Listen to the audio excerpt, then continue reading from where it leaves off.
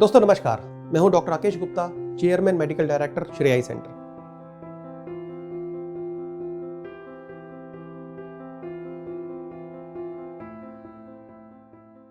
तो दोस्तों मैं बताना चाहूंगा कि मैं जब बचपन में था स्कूल में तो मुझे ड्राइंग करने का शौक था, आर्ट का बहुत शौक था। और यदि आप मुझसे पूछे तो मैं पढ़ने में बहुत ज़्यादा ध्यान मेरा नहीं था। लेकिन 8th 9th क्लास तक आते आते मुझे लगा कि नहीं, पढ़ाई करनी जरूरी है। तो घर में मेरे पेरेंट्स ने, मेरे फैमिली ने कहा कि इंजीनियर बनना चाहिए, क्योंकि मेरे घर में चाचा इंजीनियर थे और इंजीनियरिंग उसमें एक इवॉल्विंग कंसेप्ट था। 11th 12th करी, एंट्रेंस एग्जाम दिया, डीपीएमटी दिया, इंजीनियरिंग का एग्जाम भी दिया। अब किस्मत कह लीजिए, मेहनत कह लीजिए, जो भी है, मेरा डीपीएमटी में सिलेक्शन हो गया और उधर उधर इंजीनियरिंग में भी हो गया। अब मैं तो इंजीनियरिंग की तरफ इंटरेस्टेड था ही, पेरेंट्स भी थे। लेकिन जब रिजल्ट आया, लोगों से बातचीत होनी शुरू होती है और हम सब जानते हैं कि अपनी अपनी बात होकर करते हैं। तो मुझे किसी ने कहा कि यार तुम मेडिकल की सीट क्यों छोड़ रहे हो? मेडिकल की सीट के लिए तो लोग 2-2 3-3 साल ट्राई करते हैं, तुम्हारा फर्स्ट अटेम्प्ट में आ गया है तो डॉक्टर बनना चाहिए। अब हालांकि उस दिन तक मेरे मन में डॉक्टर बनने का बिल्कुल नहीं था, लेकिन हाँ, जो भी लोगों ने मुझसे बात कही वो मुझे स्ट्राइक कर गई और फिर मैंने ज्वाइन कर ली एमबीबीएस। अब 4.5 साल पढ़ाई करते करते मैंने बहुत ज़्यादा एंजॉय नहीं किया, क्योंकि मैं बहुत ज़्यादा पढ़ाई नहीं कर सकता था। मुझे हाथ से काम करने का शौक था।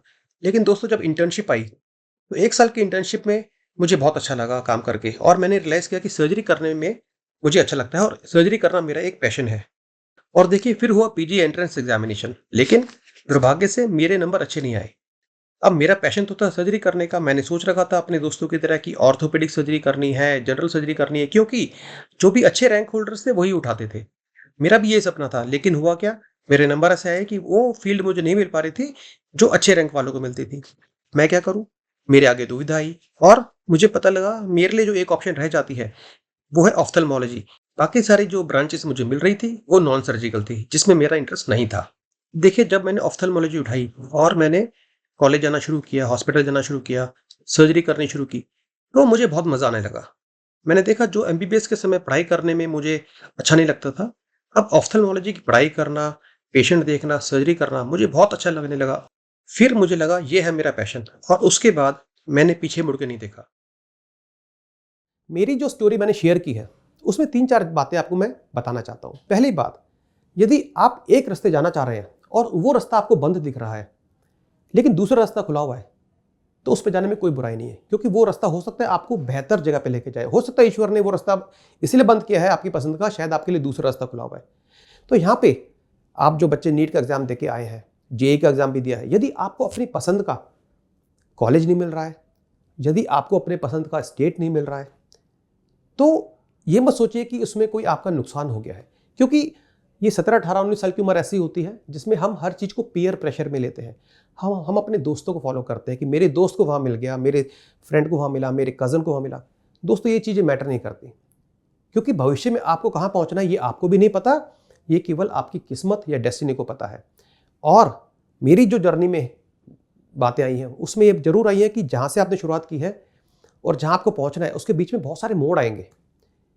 उस मोड़ पे मुड़ने के लिए हमें बड़ा एक हेजिटेशन होती है, लेकिन वो मोड़ ईश्वर द्वारा बनाए गए होते हैं। वो मोड़ आपको अल्टीमेटली वहां लेके जाएंगे जहां आपको पहुंचना है, और शायद आपको कहां पहुंचना है आपको भी नहीं पता। तो एक बात तो यह है कि यदि आपको अपनी पसंद का कॉलेज नहीं मिल रहा तो निराश मत होइए। हो सकता है आज आप 10 साल बाद ये बोले कि अच्छा हुआ उस समय मेरे नंबर इतने आए कि मेरी पसंद का कॉलेज नहीं मिला, क्योंकि इस कॉलेज में जाके मुझे फायदा हुआ। हो सकता है आप ये बोल सकते हैं कि मेरे को अच्छा हुआ वो नंबर कम आए, क्योंकि जो स्पेशलिटी मैं चूज कर रहा था वो स्पेशलिटी के लिए मैं बना ही नहीं था। ऐसी बहुत सारी बातें आपको भविष्य में देखेंगी।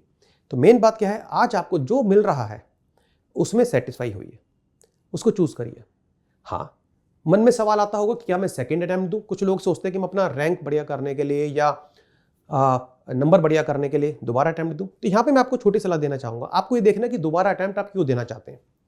क्योंकि गवर्नमेंट कॉलेज के लिए आपको फीस आपकी बहुत कम होती है, प्राइवेट कॉलेज में फीस ज़्यादा होती है। यदि आपको लगता है आपके पास फीस या आपके पेरेंट्स के पास फीस अफोर्ड करने के लिए पैसे नहीं है, तो बिल्कुल आपको सेकंड अटेम्प्ट देना चाहिए। लेकिन यहाँ ध्यान देना है, क्या सेकंड अटेम्प्ट में आप वो नंबर लाने वाले हैं, उसे आने की प्रोबेबिलिटी क्या है जो आपको गवर्नमेंट कॉलेज के लिए चाहिए।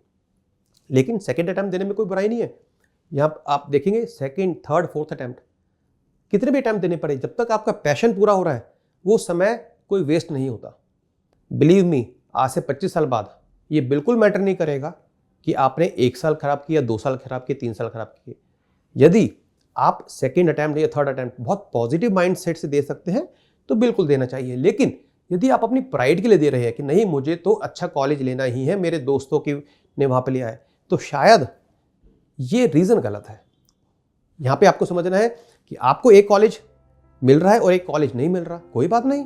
यदि आपका पैशन है एक काम में तो कोई मैटर नहीं करता कौन सा कॉलेज है, कहाँ पे है। आपका पैशन आपका सबसे बड़ा एसेट है, क्योंकि पैशन रहेगा आप मेहनत ज़्यादा करोगे, आप एंजॉय भी करते रहोगे, आप दिन में 18 घंटे काम करके भी थकान आपको महसूस नहीं होगी। ये वो सारी चीज़ें हैं जो किसी भी कैरियर में सफलता पाने के लिए बेहद ज़रूरी है।